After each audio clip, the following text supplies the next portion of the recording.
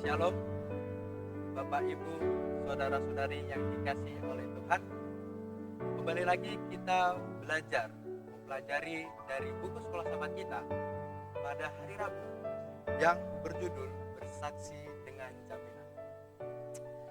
Sebelum saya mulai, saya ingin memberikan sedikit sebuah ilustrasi yang dimana ilustrasi ini menceritakan tentang ada sebuah orang yang ingin menawarkan asuransi atau jaminan kesehatan kepada konsumennya. Tetapi apa yang dilakukan atas seller yang menawarkan ini?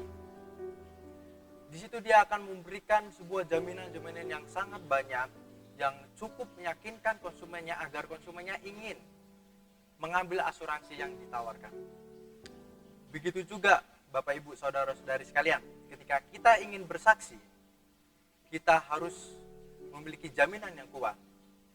Nah, seperti apakah jaminan itu? Sebelum kita lanjut dan mempelajari jauh lebih dalam, terlebih dahulu kita menyerahkan hati dan pikiran kita dengan berdoa. Bapa kami yang bertakhta di dalam kerajaan surga, pada hari ini kami anak-anak-Mu ingin mempelajari sedikit dari buku sekolah pelajaran sahabat pada hari ini. Berkati kami, urapi kami, berikan kami hikmat, supaya kami dapat mengerti apa yang Engkau mau ya Tuhan. Inilah doa pengharapan kami serahkan semua ke dalam tangan-Mu. Kehendak-Mu yang jadi, karena kami berdoa di dalam nama Yesus yang telah menjadi juru selamat kami. Baik, seperti apakah bersaksi dengan jaminan itu?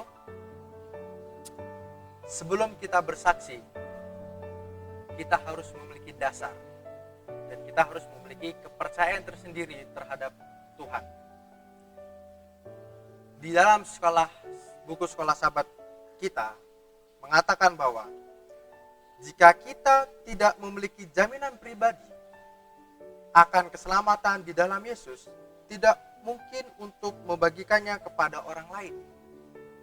Dan tidak ada yang dapat kita bagikan. Sudah sangat jelas Bapak Ibu Saudara-saudari. Sebelum kita ingin membagikan kesaksian atau bersaksi dengan jaminan, kita harus merasakan seperti apa kasih karunia yang Tuhan sudah berikan kepada diri kita secara pribadi.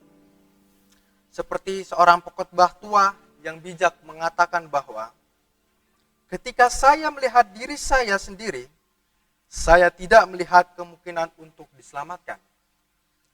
Tetapi ketika saya melihat Yesus, saya tidak melihat ada kemungkinan tersesat. Yang berarti bahwa ketika kita bekerja sepenuhnya dalam bersaksi dan tidak menyerahkan kehidupan kita sepenuhnya ke dalam tangan Tuhan, itu adalah sia-sia. Tapi ketika kita melihat lurus ke depan dan mempercayai atas jaminan yang Tuhan telah kasih kepada kita, itu akan menjadi berkat bagi bersama kita. Lalu mungkin di dalam diri kita bertanya-tanya, mengapa kita seringkali merasa tersesat? Di dalam buku sekolah sahabat kita mengatakan bahwa kita selalu memiliki pilihan bebas untuk menjauh dari Tuhan. Tetapi ketika kita telah mengalami kasih-Nya dan memahami betapa dalam pengorbanannya, kita seharusnya tidak pernah memilih untuk meninggalkan Dia yang sangat mencintai kita. Yang memiliki arti bahwa ketika kita sesat, merasa diri kita tersesat, itu adalah kesalahan kita Bapak Ibu Saudara-saudari. Karena apa? Karena kita mungkin belum merasakan sepenuhnya betapa kasih Tuhan yang sangat indah itu. Tetapi di dalam Yesaya 45 ayat yang ke-22 mengatakan bahwa berpalinglah kepadaku Dan biarkanlah dirimu diselamatkan, hai ujung-ujung bumi, sebab akulah Allah dan tidak ada yang lain. Di sini Tuhan kita rindu agar kita masing-masing bersukacita dalam keselamatan yang Tuhan tawarkan dengan cuma-cuma. Tuhan ingin merasakan agar kita mengalami apa artinya dibenarkan oleh kasih karunia-Nya dan bebas dari penghukuman yang ditimbulkan oleh kesalahan dosa. Dalam Roma 5 ayat yang pertama, sebab itu kita dibenarkan karena iman. Kita hidup dalam damai sejahtera dengan Allah oleh karena Tuhan kita, Yesus Kristus. Jadi iman ini juga menjadi dasar dari segala sesuatu. Jikalau kita tidak memiliki iman yang kuat, kita tidak akan pernah bisa bersaksi mengenai Yesus. Dan iman ini adalah senjata untuk kita diselamatkan. Jika dengan iman kita telah menerima Yesus dan Dia hidup di dalam hati kita melalui Roh Kudus-Nya, maka karunia kehidupan kekal adalah milik kita sekarang.